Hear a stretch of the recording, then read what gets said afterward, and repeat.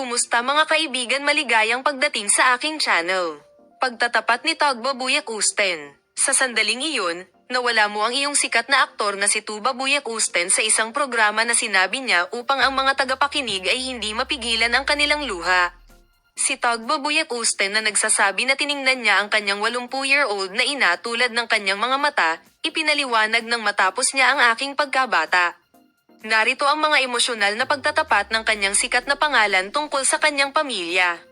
Sa isang programa na dinaluhan ng player na si Tuba Buyak Usten, gumawa siya ng taimtim na pahayag na nagpapakita ng kanyang debosyon sa kanyang pamilya. Sinabi ni Buyak Usten na hanggat ang kanyang ina at ama ay buhay, sinabi niya na maaari siyang pakiramdam tulad ng isang bata sa anumang edad hanggat ang kanyang ina at ama ay buhay.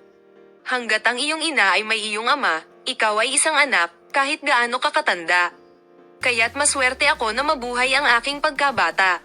Ipinahayag ni Tuba ang kanyang pagmamahal sa kanyang pamilya. Si Tuba Buyak Usten, na humipo sa mga salitang ito, ay binigyang diin ang kanyang malakas na bono sa kanyang ina at pinahahalagahan sa kanyang pagmamahal sa kanyang pamilya.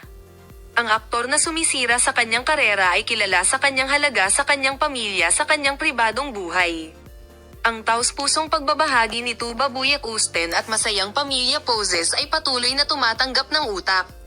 Manatiling pagsubaybay sa aming channel para sa mahusay na mga larawan mula sa mag-asawa.